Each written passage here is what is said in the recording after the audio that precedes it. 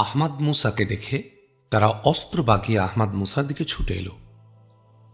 আহমাদ মুসা থমকে দাঁড়িয়ে বলল ওদের লক্ষ্য করে, দাঁড়াও তোমরা, এটা বিশ্ববিদ্যালয়ের প্রেসিডেন্টের বাড়ি, ডাকাতির জায়গা নয় এটা, কি চাও তোমরা? সে কথাগুলো এমন স্বাভাবিক কণ্ঠে এবং মাস্টারি ঢঙে বলল যে ওদের চোখে মুখে একটা বিস্ময়ের ভাব ফুটে উঠল। থমকে গেল ওরা, কিন্তু অবিলম্বে তা সামলে নিয়েই ওদের মধ্যে লম্বা চড়ায় বড় একজন অস্ত্র উঁচিয়ে এক ধাপ সামনে এগিয়ে বলল, তুমি কে? রাস্তা থেকে সরে দাঁড়াও, আমরা ডাকাতি করতে আসিনি, আমরা এসেছি কয়েকজন লোকের সন্ধানে, ওরা ভেতরে আছে, ওদেরই আমরা চাই। আহমাদ মুসা হাসল, বলল, ভেতরে যাবার দরকার নেই, তোমরা কাকে চাচ্ছ? ডক্টর নিউম্যানের বাড়িতে তোমাদের লোককেদের যে হত্যা করেছিল, বারবারা ব্রাউনকে যে তোমাদের কবল থেকে উদ্ধার করেছিল, তাকে? সামনে এগিয়ে এসেছিল যে লোকটি, তার চোখ দুটি ছানা বড় হয়ে গেল, বলল, তুমি এত কথা জানো কি করে? তুমি কে? আবার হাসল আহমাদ মুসা, বলল, তোমরা এবং তোমাদের নেতা আজর ওয়াইজম্যান যাকে খুঁজছে, আমি সেই। লোকটার মধ্যে ভূত দেখার মতো একটা ভীতিকর বিস্ময় ফুটে উঠল, কিন্তু শীঘ্রই নিজেকে সামলে নিয়ে সহজ হয়ে গেল সে। বলল চিৎকার করে, চালাকি করো না, আসল লোককে বাঁচাবার একটা ফন্দি এটা, আমরা যেন কিছুই বুঝি না। ওই শয়তান হলে তুমি এভাবে খালি হাতে আসতে ধরা দেবার জন্যে?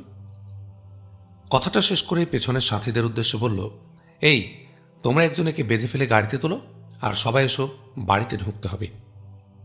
লোকটির পেছনে অস্ত্র উঁচিয়ে 8-10 জন লোক দাঁড়িয়ে।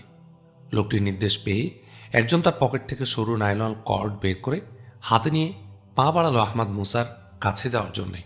কিন্তু লোকটির কথা শেষ হতেই উচ্চ হাসির সাথে আহমাদ মুসা বলে উঠল, তার হলো না মিস্টার, ওই দেখো পুলিশ এসে গেছে। লোকটি সহ তার পেছনে সবাই যন্ত্র চালিতের মতো পেছনে ফিরে তাকালো। চোখের পলকে শোল্ডার হোলস্টার থেকে নতুন কেনা M10 মেশিন রিভলভার আহমাদ মুসার হাতে চলে এলো। পেছনে পুলিশকে না দেখে প্রতারিত হওয়ার ক্ষোভে ফেটে পড়ে যখন তারা মুখ ফিরাচ্ছিল, তখন আহমাদ মুসার মেশিন রিভলভার হা করে ওদের লক্ষ্যে। মুখ ফিরাতে আহমাদ মুসা কঠোর কণ্ঠে বলল, সবাই অস্ত্র ফেলে দাও, তা না হলে। আহমাদ মুসার কথা শেষ হবার আগে ওদের কয়েকজনের হাতের ভয়ঙ্কর কার্বাইন জাতের স্টেন গান আহমাদ মুসাকে লক্ষ্য করে উঠে আসতে লাগলো। সে মুখের কথা শেষ হারিয়ে গেল। তার মেশিন রিভলভারের লক্ষ্য আগে থেকেই স্থির। এখন আহমাদ মুসা শুধু ট্রিগার চেপে মেশিন রিভলভার ওদের উপর দিয়ে দুবার ঘুরিয়ে নিয়ে এলো। চোখের পলকে সামনে এগিয়ে আসা লোকটি সহ 10-12 জন সকলেরই দেহ ভূমিসজ্জা এলো। কারো দেহ সঙ্গে সঙ্গে স্থির হয়ে গেল, কারো দেহ গড়াগড়ি খেতে লাগল। এ সময় চারদিক থেকে পুলিশের বাঁশি বেজে উঠল। একদল পুলিশ গেট দিয়ে ঢুকে দ্রুত ছুটে আসলো হত্যাকাণ্ডের স্থানের দিকে। এদিকে দরজার আড়াল থেকে কামাল সুলাইমান এবং দোতলা থেকে ওরা সবাই ছুটে আহমাদ মুসার কাছে এলো। একজন পুলিশ অফিসার ছুটে এসে আয়াজ ইয়াহুদের সামনে দাঁড়ালো। ছড়িয়ে পড়ল অন্যান্য পুলিশ চারদিকে। পুলিশ অফিসারের হাতে ওয়াকিটকি, সে ওয়াকিটকিতে কথা বলতে বলতেই আসছে। পুলিশ তার কথা শেষ করে আয়াজ ইয়াহুদকে বাও করে বলল, স্যার, বাড়ির চারপাশে যে কয়জন ছিল তারা সবাই ধরা পড়ে গেছে, আর সামনের এদের তো আপনারাই সামাল দিয়েছেন, ধন্যবাদ। ধন্যবাদ পুলিশ অফিসার, বলে আয়াজ ইয়াহুদ সবাইকে পরিচয় করিয়ে দিল। হাইম বেঞ্জামিন বারবারা ব্রাউনকে পরিচয় করিয়ে কামাল সুলাইমান বুমেদিন বিল্লাকে দেখিয়ে বলল, এরা একটা ইন্টারন্যাশনাল ডিটেকটিভ ফার্মের লোক। আর আহমাদ মুসার পরিচয় দিতে গিয়ে বলল, ইনিও ওই ফার্মের সাথে জড়িত এবং আমাদের পারিবারিক বন্ধু। ও বুঝেছি, আপনি হাইম পরিবারের লোকদের নিয়ে ডিটেকটিভ ফার্মের লোকদের সাথে পরামর্শ করছিলেন। এই খোঁজ পেয়ে বুঝে এরা ছুটে এসেছিল। তাহলে কি এদের কোনো সম্পর্ক আছে হাইম হাইকেলকে নিখোঁজ করার পেছনে? ভাববেন না স্যার, আমি সব দেখছি। আমি একদিন আগে নায়াগ্রা থেকে এই অফিসে জয়েন করেছি। বলেই অফিসারটি তার লোকদের দিকে তাকিয়ে নির্দেশ দিল, লাশগুলো গাড়িতে তোলো, আহতদের প্রতি লক্ষ্য রাখো যেন পালাতে না পারে, গাড়িতে ওদেরকে পাহারায় রাখো, আর বন্দীদের সেল গাড়িতে তুলে নাও। তারপর আবার ফিরল ডক্টর আয়াজ ইয়াহুদের দিকে, বলল, ঈশ্বরকে ধন্যবাদ স্যার, ডিটেকটিভ ফার্মের লোকেরা আপনার সাথে থাকায় এই শয়তানদের বাধা দিতে পেরেছেন।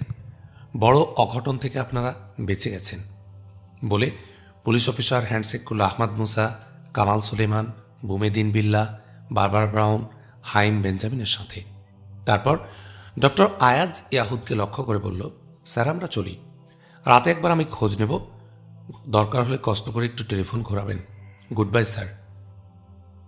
চলে গেল পুলিশ অফিসার।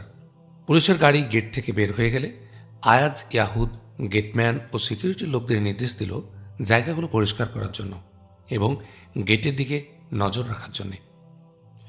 আয়াজ ইয়াহুদ সকলকে নিয়ে ভেতরে চলো বলল, ডিনার না করে কাউকে কিন্তু ছাড়ছি না, এমনকি দরকার হলে রাতেও সকলকে থাকতে হবে এখানে।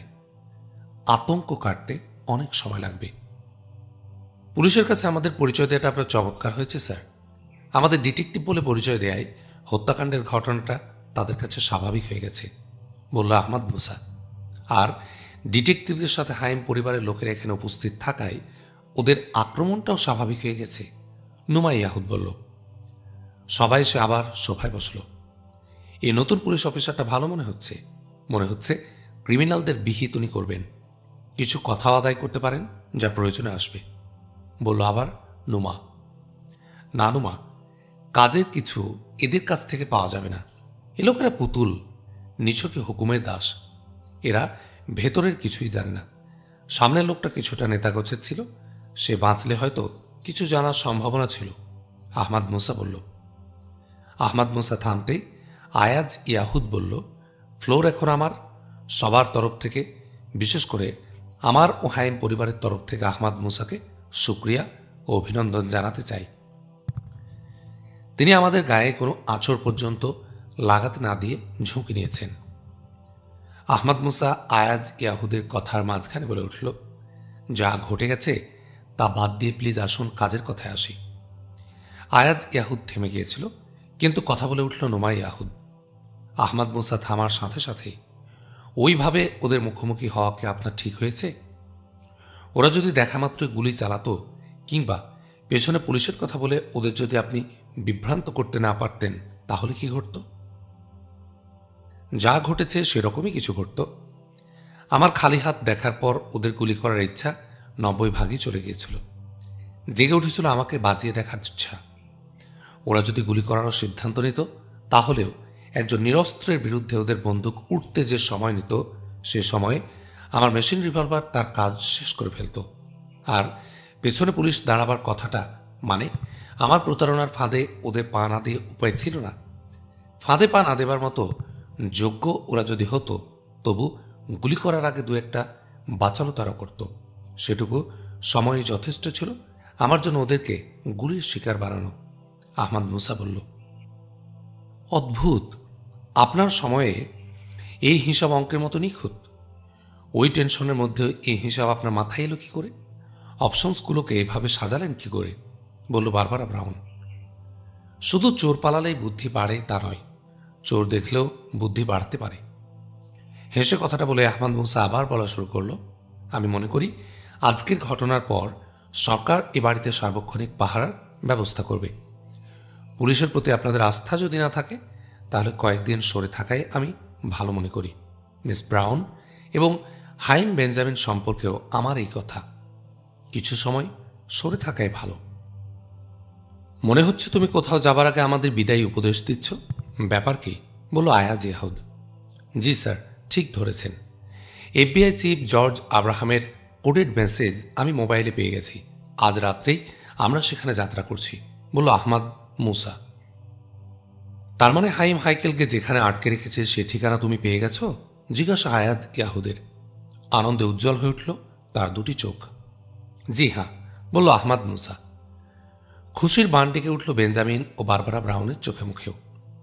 ঈশ্বরকে ধন্যবাদ, তোমার চেষ্টাকে ধন্যবাদ, কিন্তু যাত্রা এই রাতে কেন? রাতটা রেস্ট নিয়ে সকালে রওনা হয়ে যাও, আয়াজ ইয়াহুদ বলল। হাসল আহমদ মুসা, বলল, এটা আত্মীয়ের বাড়ি যাওয়া নয় স্যার। এই ধরনের কাজের সংস্কৃতি হলো দেখা ও শোনার সাথেই কাজ চলবে, না হলে স্টেশনে পৌঁছে দেখা যাবে ট্রেন চলে গেছে।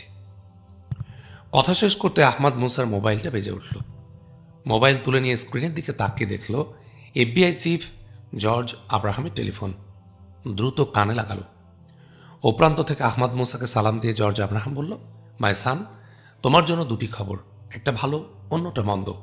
ভালো খবরটা হলো প্রেসিডেন্ট তোমাকে তার সাথে একদিন ডিনার খাওয়ার জন্য দাওয়াত করেছেন। আর খারাপ খবরটা হলো চিড়িয়া উড়ে গেছে, ডাবল এইচকে তোমাকে দেয়া ঠিকানা থেকে সরিয়ে ফেলা হয়েছে। খবরটা শুনতেই বুকের কোথায় যেন একটা আঘাত লাগলো আহমদ মুসার। নিঃশ্বাসের তার ছন্দপতন ঘটল। সামলে নিয়ে মুহূর্ত কেটে গেল। সঙ্গে সঙ্গে জবাব দিতে পারল না আহমদ মুসা। জর্জ আব্রাহামি আবার কথা বলে উঠল, সরি মাইশান, তোমার খারাপ লাগছে জানি। আমাদের লোকেরা নতুন লোকেশনের সন্ধানে লেগে গেছে। ধন্যবাদ জনাব। এই চিড়িয়া উড়ে যাওয়ার কারণ সম্পর্কে কি ভাবছেন আপনি? জিজ্ঞাসা আহমদ মুসার। একেবারে সোজা অর্থ, আমার এফবিআইয়ের লোক নিশ্চয় ওদের কাছে খবর বিক্রি করেছে। তা আবারও তো করবে। তা হতে পারে। যথেষ্ট সাবধান ও সিলেক্টিভ হওয়ার পরও এই ঝুঁকি থাকছে বেটা। কি করব? আমার এফবিআইতে বিশ্বাসের দুটি সমান্তরাল ধারা কাজ করছে। একটি হলো ইহুদিবাদীদের স্পর্শ ও প্রভাব থেকে আমেরিকাকে চিরদিনের জন্য মুক্ত করা। দ্বিতীয় ধারার বিশ্বাস হলো কিছু কিছু ক্ষেত্রে ইহুদিবাদীরাও আমাদের মিত্র হতে পারে, তাদের সাথে সহযোগিতা চলতে পারে। এই দ্বিতীয় ধারাকে প্রমোট করছে ইহুদিবাদীদের অর্থ ও লোভের অন্যান্য বস্তু। সুতরাং বিশ্বাসভঙ্গের সংকট থেকে এফবিআইকে খুব দ্রুত বা শীঘ্র মুক্ত করা সম্ভব হচ্ছে না। ধন্যবাদ জনাব। একটা বাস্তবতাকে আপনি তুলে ধরেছেন। এই বাস্তবতা আমাকে আশাভঙ্গের কষ্টের মধ্যে ফেলল। একটু হাসির সাথে বলল আহমদ মুসা। খুবই স্বাভাবিক, কিন্তু হতাশ হও না। আমি সামনে আরও সিলেক্টিভ হব, দেখা যাক। হ্যাঁ শোনো, খারাপ খবরের স্তূপে আমার সুখবরটা যে হারিয়ে গেল কিছু বললে না যে। এক্সিলেন্সির দাওয়াতে আমি নিজেকে নতুন করে সম্মানিত বোধ করছি। মহামান্য প্রেসিডেন্টকে জানাবেন আমার এই মিশন শেষ করে আমি ওয়াশিংটনে আসছি। ধন্যবাদ। তুমি যে সুখবরটা চাও তাও আশা করছি তাড়াতাড়ি তোমাকে দিতে পারবো। Good bye my son. Ahmad Musa telephone রাখতে আয়াজ ইয়াহুদ বলে উঠল, প্রেসিডেন্টও তোমাকে দাওয়াত করেন? হিপ হুররে, তুমি সত্যিই ভাগ্যবান আহমদ মুসা। তার সাথে খারাপ খবরও আছে স্যার। কি সেটা? উদ্বিগ্ন কণ্ঠে বলল আয়াজ ইয়াহুদ। যে ঠিকানা পেয়েছিলাম সে ঠিকানা থেকে জনাব হাইম হাইকেলকে সরিয়ে ফেলা হয়েছে। নিশ্চয় তাহলে শয়তানরা জানতে পারে? শুকনো কণ্ঠে আয়াজ ইয়াহুদ বলল। হাইম, বেঞ্জামিন, বারবারা ব্রাউন, নুমা সকলের চোখে মুখে হতাশা নেমে এসেছে। নিশ্চয় স্যার, এফবিআইয়ের কেউ তথ্যটা ফাঁস করে দিয়েছে ওদের কাছে। এফবিআই চিফ জর্জ আব্রাহাম এ কথাই বললেন। বলল আহমদ মুসা। সর্বনাশ, তাহলে এখন কি হবে? নুমা ইয়াহুদ বলল। মিস্টার জর্জ আব্রাহাম চেষ্টা করছেন, বাকি আল্লাহ ভরসা। আয়াজ ইয়াহুদের টেলিফোনটাও বেজে উঠল। আহমদ মুসা থামতেই টেলিফোন ধরল সে। ও প্রান্তের কথা শুনে সে বলল, ঠিক আছে অফিসার, ওরা এখানে আছেন, পাঠিয়ে দিন। আপনাকে অশেষ ধন্যবাদ। টেলিফোন রেখে দিয়ে আয়াজ ইয়াহুদ উদ্গ্রীব আহমদ মুসাকে বলল, পুলিশ অফিসারটার টেলিফোন ছিল। উনি জানালেন এখানে নিহত নেতাগোছর লোকটার মানিব্যাগে একটা চিরকুট পেয়েছে। সেটা একটা ইমেইল। এই ইমেইল মেসেজটা তারা বুঝতে পারছে না। তার একটা কপি পাঠাচ্ছে আমাদের ডিটেকটিভদের কাছে। আল্লাহকে ধন্যবাদ যে তিনি আমাদের কথা মনে করেছেন, আহমদ মুসা বলল। পুলিশ অফিসারটিকে একটু আলাদা মনে হচ্ছে, বলল আয়াজ ইয়াহুদ। পুলিশ অফিসারটা আনকোরা। ষড়যন্ত্রকারীদের ছায়া এখনও ওর উপর পড়েনি, না হলে চিরকুটটা আমাদের এখানে আসতো না। আয়াজ ইয়াহুদ ও আহমদ মুসারা ডিনার শেষ করে ড্রয়িং রুম ফিরে আসতেই পুলিশ অফিস থেকে পাঠানো পুলিশটি এলো। গেটে সিকিউরিটি তাকে নিয়ে এলো আয়াজ ইয়াহুদের কাছে। পুলিশটা একটা স্যালুট দিয়ে একটা চিরকুট তুলে দিল। আয়াজ ইয়াহুদ ধন্যবাদ দিয়ে চিরকুটটা গ্রহণ করল। পুলিশটাকে দেখে ভ্রু কুঞ্চিত হলো আহমদ মুসার।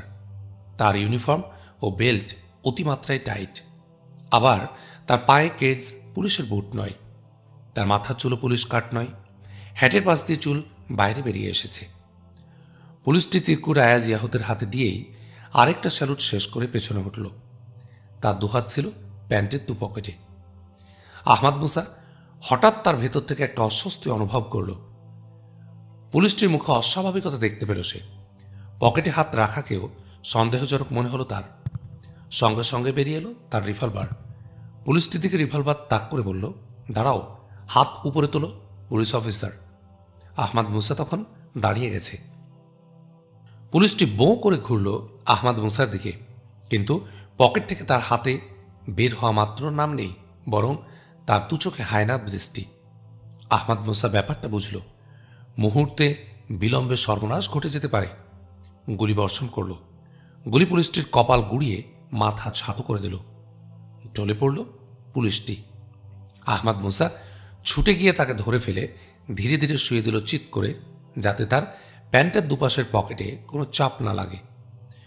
বিস্ময় আতঙ্কে চিৎকার করে উঠে আয়াজ ইয়াহুদ, নোমা ইয়াহুদ, বারবারা, বেঞ্জামিন উঠে দাঁড়িয়েছে। চোখে মুখে অপার কৌতূহল নিয়ে বসে আছে কামাল সুলাইমান ও বুমেদিন বিল্লাহ। আহমাদ মুসা পুলিশকে হত্যা করলে কেন? আতঙ্কগ্রস্ত কণ্ঠে বলল আয়াজ ইয়াহুদ। এ পুলিশ নয়, পুলিশ অফিসে টেলিফোন করুন। আহমাদ মুসা বলল। কি বলছো, এ পুলিশ নয়? আয়াজ ইয়াহুদ বলল। না, পুলিশ নয়। আমার অনুমান মিথ্যা না হলে এ দু পকেটেই বিস্ফোরক আছে। পুলিশ অফিসারকে টেলিফোন করুন, বলল আহমাদ মুসা। কিন্তু যদি পুলিশ হয় তাহলে মহাবিপদ ঘটবে। ডাকবো পুলিশকে? হ্যাঁ, ডাকুন। পুলিশে টেলিফোন করল আয়াজ ইয়াহুদ। সেই পুলিশ অফিসার একটা পুলিশ টিম সহ এসে পৌঁছল অল্পক্ষণের মধ্যেই। পুলিশ অফিসার পুলিশ বেশি লোকটির দিকে একবার তাকিয়ে বলল, এ পুলিশ নয়। ব্যাপার কি স্যার? কি ঘটেছে? এ কোথেকে এলো? আয়াজ ইয়াহুদ পুলিশ বেশি লোকটির আশা থেকে সব কথা খুলে বলল। শুনে বিস্ময় বিস্ফারিত চোখে আহমাদ মুসার দিকে তাকিয়ে পুলিশ অফিসারটি বলল, এ পুলিশ নয়, এটা ঠিকই ধরেছেন, কিন্তু একে গুলি করে মারলেন কেন? একে মারতে এক মুহূর্ত দেরি হলে এ আমাদের সবাইকে মারত। আহমাদ মুসা বলল। কি করে বুঝলেন? এ দু হাতি প্যান্টের পকেটে।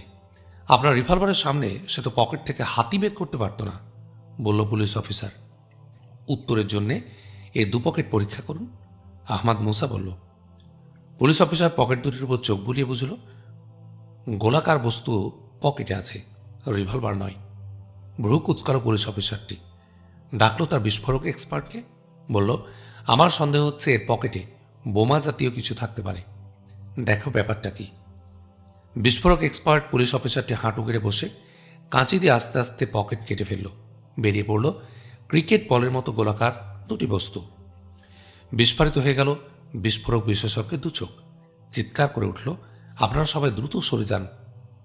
সবাই নিচে নেমে গেল। বিস্ফোরক বিশেষজ্ঞ পুলিশ অফিসার বোমার দুটি মুখ থেকে টেম্পোরারি সেফটি কাভার খুলে ডেটোনেটিং পিনটি খুলে ফেলল। সবাই উপরে উঠে গেল। ঈশ্বর সকলকে রক্ষা করেছেন বলে সে আস্তে আস্তে একটি বিস্ফোরক তুলে তার লেবেলটা দেখালো তার ইনচার্জ অফিসারকে। দেখে আঁতকে উঠল পুলিশ অফিসার, বলল, সর্বনাশ, এর একটি বিস্ফোরণ ঘটলে তো এই বাড়ি ধুলা হয়ে যেত। বলেই সে ফিরল আহমাদ মুসার দিকে, বলল, ধন্যবাদ আপনাকে। বাহককে একমাত্র হত্যায় এই বোমার বিস্ফোরণ রোধ করার উপায় ছিল, আপনি তাই করেছেন। অনেক ধন্যবাদ আপনাকে। এখন আমি ভাবছি আমার পাঠানো পুলিশের অবস্থা কি। আমার ধারণা এই সন্ত্রাসীদের এক বা একাধিক লোক পুলিশ অফিস কিংবা এই বাড়ির আশেপাশে উৎপেতে ছিল। তারাই আপনার পুলিশকে ধরে জিজ্ঞাসাবাদ করে জেনেছে সে আজ বিশ্ববিদ্যালয়ের প্রেসিডেন্ট আয়াজ ইয়াহুদের বাসায় আসছে। তাকে আটকে তার ইউনিফর্ম খুলে নিয়ে তাদের লোককে তা পরিয়ে এখানে পাঠিয়েছিল বোমা ফেলার জন্যে। লোকটি কোনোভাবে ইউনিফর্ম পরেছিল, কিন্তু জুতা কিছুতেই পরতে পারেনি। আর আপনার পুলিশ ওদের হাতে আটকে আছে, অথবা পুলিশ করে ছেড়েও দিতে পারে, আহমাদ মুসা বলল। ধন্যবাদ মিস্টার ডিটেকটিভ। ঈশ্বরকে ধন্যবাদ যে আপনারা আজ এখানে হাজির ছিলেন। বলেই পুলিশ অফিসার ফর্মালিটি সারার জন্য ব্যস্ত হয়ে পড়ল। তারপর লাশ নিয়ে পুলিশরা বেরিয়ে গেল। যাবার সময় আয়াজ ইয়াহুদকে বলে গেল, আপনার বাড়িতে পুলিশ পাহারার ব্যবস্থা করে যাচ্ছি, তবে আপনাকে এ হাইম পরিবারকে বলছি এই ডিটেকটিভদের ছাড়বেন না, এদের সাহায্য আমাদেরও দরকার। পুলিশরা বেরিয়ে যেতে আয়াজ ইয়াহুদ, বেঞ্জামিন একসাথে আহমাদ মুসাকে জড়িয়ে ধরল। বলল, আয়াজ ইয়াহুদ, তুমি মানুষ নও, ফেরেশতা। বিকাল থেকে দুবার আমাদের সকলকে বাঁচিয়েছ। আর বেঞ্জামিন বলল, আমার পরিবারের ও আমার পিতার অসীম সৌভাগ্য যে ঈশ্বর আপনাকে পাঠিয়েছেন আমাদের সাহায্যে। ইদানিং আমার পিতা মুসলমানদের ব্যাপারে দুর্বল হয়ে পড়েছিলেন।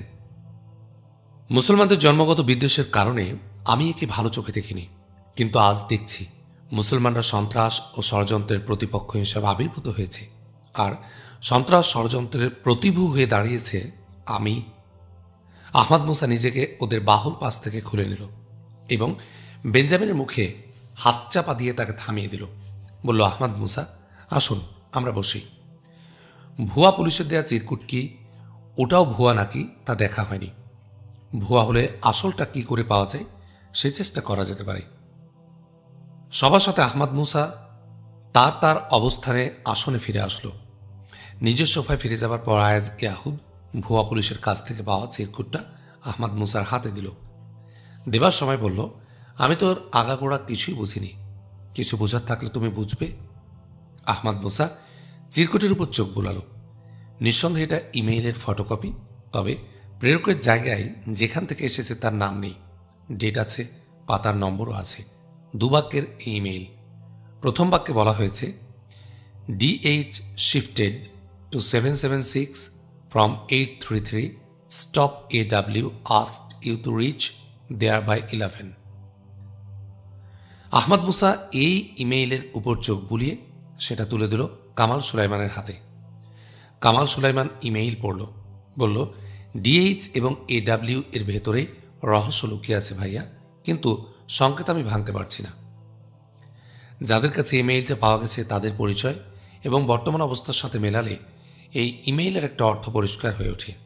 আরও একটা মজার ব্যাপার হলো, আমরা FBI চিফের কাছ থেকে কিছুক্ষণ আগে যে খবর পেলাম, বিস্ময়করভাবে তারই ফলো আপ এটা।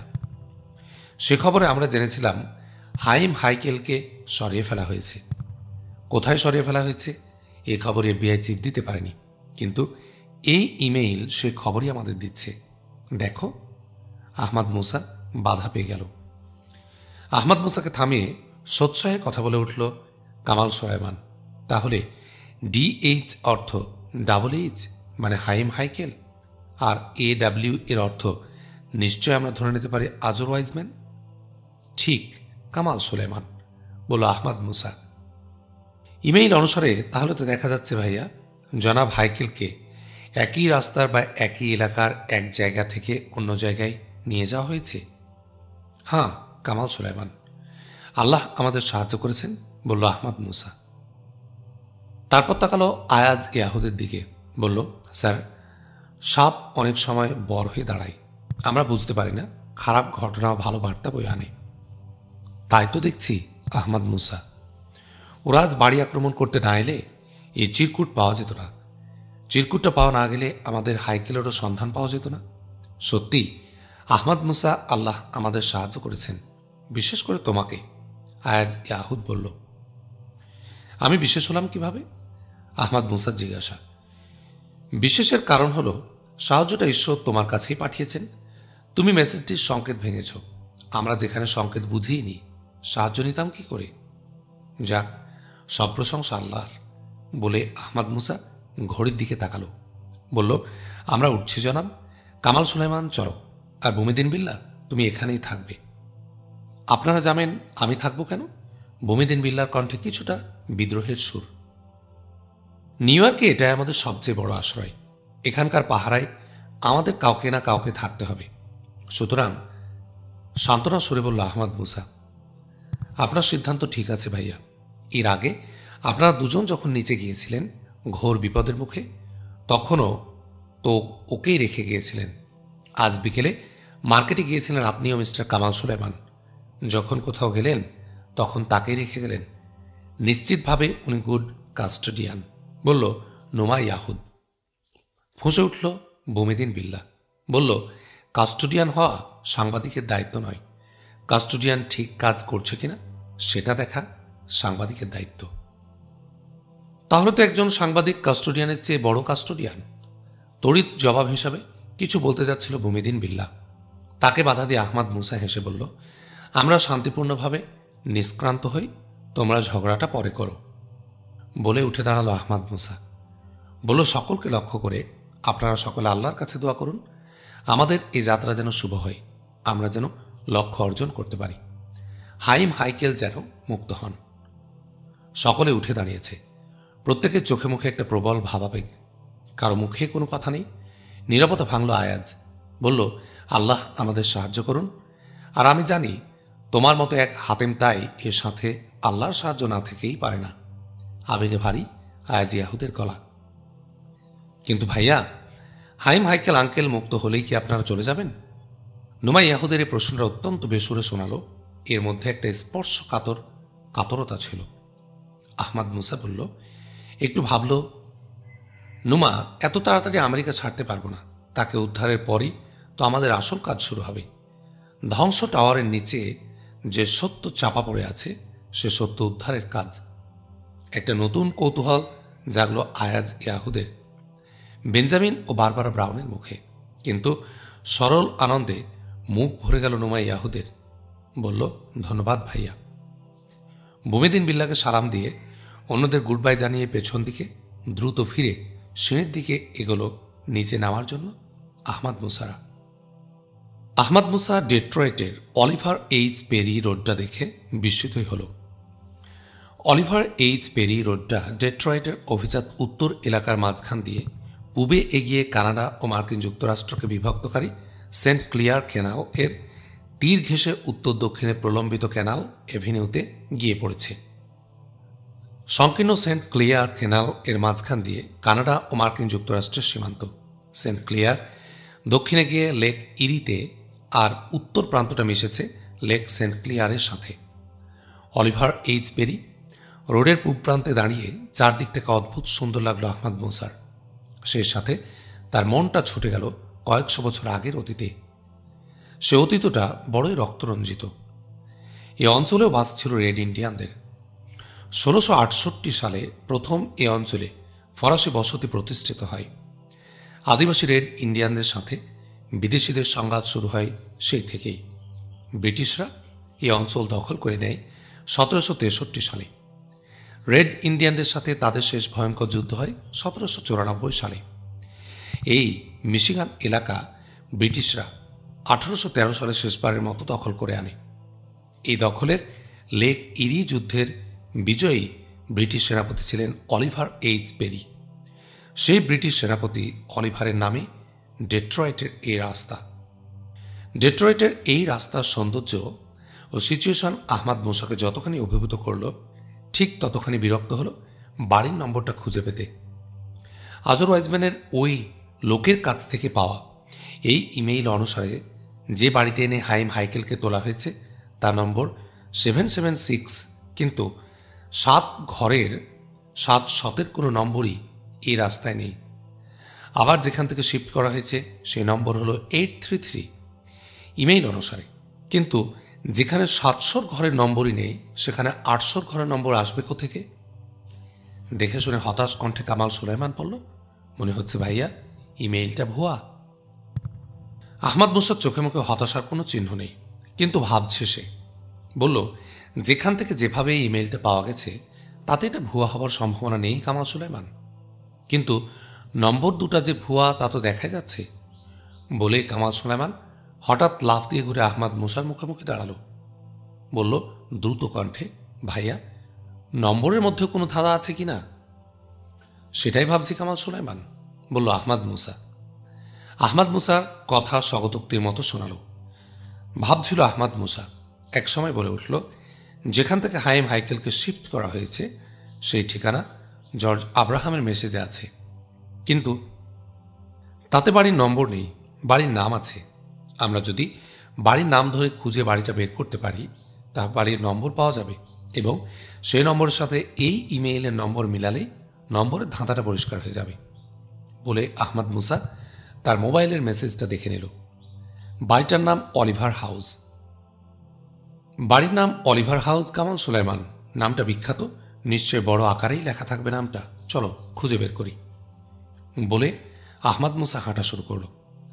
সন্দেহ সৃষ্টি না করে এমনভাবে দীর্ঘ কয়েক ঘন্টার কষ্টকর সন্ধান শেষে অলিভার হাউস তারা পেয়েই গেল। রাস্তার দক্ষিণ পাশের পূব প্রান্তে শেষ বাড়ি ওটা। বাড়িটার ছাদ থেকে সেন্ট ক্লিয়ার ক্যানালে প্রায় থুতু ফেলা যায়, আর ছাদ সোজা নিচে তাকালেই ক্যানাল অ্যাভিনিউ। বাড়িটার সামনে গিয়ে মুহূর্তের জন্য দাঁড়ালো আহমাদ মুসা। পুরাতন ধরনের বিশাল বাড়িটার শ্বেত পাথরের নেম প্লেটে বাড়িটার নামের নিচে জলজল করছে বাড়িটার 338 Oliver H Perry road. Ahmad Musa, Kamal Sulaiman দুজনে পাশাপাশি দাঁড়িয়ে দেখল বাড়ির নাম ও নম্বর। ইমেইল যে ভুয়া, এই বাড়ির নাম ও নম্বর আবার তা প্রমাণ করল ভাইয়া। বলল কামাল সুলাইমান। তুমি একজন গোয়েন্দা, চিন্তা না করে কমেন্ট করা তোমার সাজে না। তুমি বলছো ইমেইলের নম্বরের মধ্যে ধাঁধা থাকতে পারে, সে কথা তুমি ভুলে যাচ্ছ কেন? আহমাদ মুসা বলল। সরি ভাইয়া, আপনি পাশে থাকায় আমি গোয়েন্দা সে কথা ভুলেই গেছি। কারণ সূর্য যখন আকাশে থাকে চাঁদের কোনো দায়িত্ব থাকে না তখন। আহমাদ মুসা কামাল সুলাইমানের এই কথার কোনো জবাব দিল না, ভাবছিল সে। এক সময় আহমাদ মুসার মুখটা আনন্দ উজ্জ্বল হয়ে উঠল। বলল, কামাল সুলাইমান, ইমেইলের বাড়িটার নম্বর কত আছে? 833। এই বাড়িটার নম্বর ডান দিক থেকে পড়ো তো কত দাঁড়ায়? কামাল সুলাইমানের মুখও উজ্জ্বল হয়ে উঠল। পাওয়া গেছে ভাইয়া, ইমেইলে বাড়ির নম্বর ডান দিক থেকে লিখে 338কে 833 বানিয়েছে। নতুন বাড়ির যেখানে হাইম হাইকেলের শিফট করা হয়েছে তার নম্বর লেখার ক্ষেত্রেও ওই নীতি অনুসরণ করেছে। আহমাদ মুসা বলল, ঠিক ভাইয়া, তাহলে নতুন নম্বর দাঁড়াচ্ছে 677, যাকে ডান দিক থেকে লিখলে দাঁড়ায় 776, যা ইমেইলে লেখা। সাফল্যের আনন্দে মুখ উজ্জ্বল করে বলল কামাল সুলাইমান।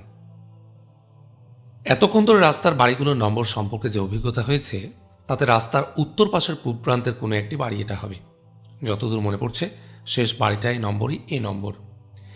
সে বাড়িটা দেখছি এ বাড়িটার মতোই বিশাল এবং পুরনো ধাঁচের। আহমাদ মুসা বলল, চলুন ভাইয়া, যাও যাক। চলো, নম্বরটা দেখা যাক, তবে বাড়িতে এখন ঢুকবো না। রাস্তা ক্রস করে আহমাদ মুসা কামাল সুলাইমান চলল অলিভার এইচ পেরি রোডের উত্তর পাশে পূর্ব প্রান্তের দিকে। দুজনে গিয়ে দাঁড়ালো বাড়ির সামনে। দুজনের পরনে ট্যুরিস্ট পোশাক, কাঁধে ব্যাগ, দুজনের মাথার চুল কালো লালে মেশানো, কাঁধ পর্যন্ত নামা, মুখ ভরা দাড়ি লাল, মুখে রয়েছে লাল মেকআপ। সব মিলিয়ে তারা জন নিখুঁত ইউরোপীয় ট্যুরিস্ট পরিণত হয়েছে। বাড়িটা প্রাচীর ঘেরা, রাস্তার পাশে কারুকাজ করা বড় গেট, গেটের পরেই বাগান, বাগানের পর বিশাল এলাকা নিয়ে 3 তলা বাড়িটা দেখা যাচ্ছে। বাড়িটার অন্য 3 পাশেও দক্ষিণ পাশের মতো বাগান মনে করল আহমাদ মুসা। এ ধরনের বাড়িতে কোনো অভিযানে যাওয়া সুবিধাজনক, ভাবল আহমাদ মুসা। আহমাদ মুসারা গেটের সামনে দাঁড়িয়ে বাড়িটার নম্বর আনন্দের সাথে দেখছে আর এসব ভাবছে। আর পথচারীরা ভাবছে 2 বিদেশি ট্যুরিস্ট বাড়িটার ঐতিহ্য বিশাল সুন্দর গেটটার কারুকাজ দেখে হা হা করছে। হঠাৎ একসময় আহমাদ মুসা কামাল সুলাইমান দুজনেই অনুভব করল তাদের পেছনে কয়েকজন লোক এসে দাঁড়াবার পর মুহূর্তে শক্ত 2টি বস্তু তাদের পিঠে এসে ঠেকল। স্পর্শের ধরন থেকে তারা নিশ্চিত বুঝল তা বাঘা সাইজের রিভলভারের নল হবে। সঙ্গে সঙ্গে তারা দুজন একসাথে ফিরে তাকাচ্ছিল, কিন্তু পেছন থেকে কে একজন শক্ত কণ্ঠে বলল, রিভলভারের সাইলেন্সার আছে, মাথা ঘোরাবার চেষ্টা করলে গুলি করে দেব, চলো সামনে চলো। তার কথার সাথে সাথে রিভলভারের নলের গুঁতো খেল তারা পিঠে। ঘাড় আর ফেরানো হলো না আহমাদ মুসাদের। লোকদের দেখতেও পেল না, জানাও হলো না কয়জন তারা। রিভলভারের গুঁতো খেয়ে তারা সুবোধ বালকের মতো হাঁটতে লাগলো সামনের দিকে। পেছনের লোকেরাও ছায়ার মতো আসতে লাগলো তাদের পেছনে। তারা গেটের মুখোমুখি হতে গেট খুলে গেল। আহমাদ মুসারা ও পেছনের লোকেরা ভেতরে প্রবেশ করতেই পেছনে দরজা বন্ধ হয়ে গেল স্বয়ংক্রিয়ভাবেই। আহমাদ মুসারা চারদিকটা দেখার জন্যে চোখ তুলে মাথা ঘোরাচ্ছিল। এমন সময় ঘাড়ে কানের নিচটায় প্রচণ্ড হাতুড়ির মতো একটা আঘাত এসে পড়ল।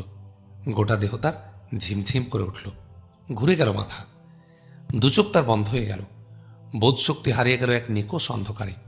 আহমাদ মুসা কামাল সুলাইমানের দেহ একসাথে সংজ্ঞা হারিয়ে খসে পড়ল মাটিতে। ভর্তি মদের গ্লাসটা গলায় উপর করে মুখ বিকৃত করে শেরিল শ্যারন বলল, এ নিশ্চয় আহমাদ মুসা। মনে একটু ভয়ভীতি নেই, কথা বলছে যেন এটা শ্বশুর বাড়ি। এরকম পাথরের মতো নার্ভ তো আহমাদ মুসা ছাড়া কারণেই। এবার ফাইনাল ফাঁদে ফেলেছি, মৃত্যুর বাইরে তার মুক্তি নেই। মার্কিন সেনাবাহিনীর একজন সাবেক ব্রিগেডিয়ার জেনারেল, বর্তমানে ইহুদি গোয়েন্দা সংস্থা ইরগুন জাইলিয়মি এবং ওয়ার্ল্ড ফ্রিডম আর্মি দুয়েরই প্রধান হিসেবে দায়িত্ব পালন করছে ডেট্রয়েটে। চরম সাম্প্রদায়িক হিসাবে তার বদনাম ছিল মার্কিন সেনাবাহিনীতে। বৈষম্যমূলক কিছু কাজের অপরাধে তার চাকুরি যায় সেনাবাহিনী থেকে। চাকুরি যাবার পরেই সে জেনারেল শ্যারনের গোয়েন্দা দলে যোগ দেয়। এখন সে আজর ওয়াইজম্যানের সাথেই কাজ করছে। শ্যারন থামতেই তার টেবিলের ওপাশে বসা বডি বিল্ডার গোছের জো বিশপ বলল, তার ধরা পড়ার পেছনে বেশি কৃতিত্ব কিন্তু আমাদের নিউ ইয়র্ক অফিসের জেমসের। সেই তো খবর দিয়েছে বিদেশি চেহারা দুজন লোক আজ রাতে ডেট্রয়েটে রওনা দিয়েছে। জেমস হল আয়াজ ইয়াহুদের বাড়িতে হামলাকারীদের একজন। হামলাকারীদের মধ্যে সে একমাত্র পালাতে পেরেছিল। নিউ ইয়র্ক অফিস সহ সব জায়গায় সেই তাদের অভিযানের মর্মান্তিক বিপর্যয়ের খবর পৌঁছায়। সে আয়াজ ইয়াহুদের বাড়ির পাশে শেষ পর্যন্ত উৎপেতে ছিল। আহমাদ মুসা ও কামাল সুলাইমান আয়াজ ইয়াহুদের বাড়ি থেকে বের হলে সে তাদের পেছনে পেছনে যায়। আহমাদ মুসার ডেট্রয়েট যাবার জন্যে যে প্লেনের টিকিট কেটেছে সেটাও সে জেনে নেয় এবং জানিয়ে দেয় ডেট্রয়েট অফিসকে। জেমস নিজের থেকে যে বুদ্ধিমান কাজ করেছে তার তুলনা হয় না। তাকেই নিউ ইয়র্কের চিফ বানিয়ে দেওয়ার সুপারিশ আমি করব, বলল শেরিল শ্যারন। কিন্তু স্যার, এখনও তো আমাদের চিফ আজর ওয়াইজম্যানের কাছ থেকে কোনো মেসেজ এলো না। এই কথিত আহমাদ মুসাদের আমরা কি করব, কোথায় রাখবো, সেটা তো আমাদের জানা দরকার, জো বিশপ বলল। এখনও হয়তো উনি আকাশে আছেন। ফ্লোরিডা পৌঁছার পরে আমাদের বার্তা পাবেন, তারপরেই আসবে তার জবাব। জো বিশপ হাত ঘড়িটা দেখল, বলল, স্যার, বিমানটা যদি ঠিক সময়ে ফ্লাই করে থাকে তাহলে শিডিউল মোতাবেক এখন থেকে 20 মিনিট আগে তিনি ফ্লোরিডায় পৌঁছে গেছেন। জো বিশপের কথা শেষ হবার সাথে সাথেই শেরিল শ্যারনের মোবাইল সেটটা বেজে উঠল। সেটটা উঠালো Cheryl Sharon. Hello, good morning. আমি এস শ্যারন বলছি, বলল শেরিল শ্যারন। গুড মর্নিং, আমি আজর ওয়াইজম্যান। তোমার জরুরি মেসেজটা কি, তাড়াতাড়ি বলো। শেরিল শ্যারন আহমাদ মুসাদের পাকড়াও করার ঘটনাটা জানিয়ে বলল, আমাদের মনে হচ্ছে স্যার সে আহমাদ মুসাই হবে। গলা ছড়িয়ে সোৎসাহে বলে উঠল আজর ওয়াইজম্যান, তার চেহারা ও শরীরের বর্ণনা দাও তো। বর্ণনা দিল শেরিল শ্যারন। বর্ণনা শুনে আজর ওয়াইজম্যান বলে উঠল, মিলে যাচ্ছে শ্যারন, তুমি ঠিকই ধরেছ। হাইম হাইকেলকে উদ্ধারে আহমাদ মুসা আসতেই পারে। তারপর একটু নীরব থেকে উচ্ছ্বসিত গলায় আজর ওয়াইজম্যান বলল, তুমি ইতিহাস সৃষ্টি করেছ শ্যারন। তুমি শিয়াল ধরতে গিয়ে সিংহ ধরার মতো কাজ করেছ। ধন্যবাদ তোমাকে। কোথায় রেখেছ তাকে? ভূগর্ভস্থ কয়েদখানায়।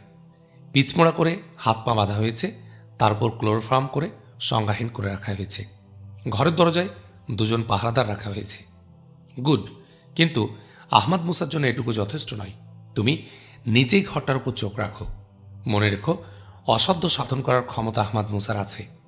আমি জরুরি কাজ সেরে আজ রাতে রওনা হব। ততক্ষণে তাকে যে কোনো মূল্যে ধরে রাখো। মনে রেখো, তাকে ধরে রাখা হাইম হাইকেলের চেয়েও লক্ষগুণে জরুরি। শুধু মার্কিন যুক্তরাষ্ট্র নয়, গোটা দুনিয়া আমাদের অস্তিত্ব নির্ভর করছে তাকে নিশ্চিহ্ন করার উপর। সে কাজ আমি করব। আসছি, good bye. Sherrill Sharon telephone রেখে বলল, দেখছো বিশপ, বসের গলা কাঁপছে। যার সম্পর্কে কথা বলতে এত দূর থেকে বসের গলা কাঁপছে, তাকে আমরা পাকা ফল ছিঁড়ে নেয়ার মতো কেমন সহজে ধরে ফেললাম। যতটা ভয়ঙ্কর শুনেছি তেমন মনে হয়নি স্যার।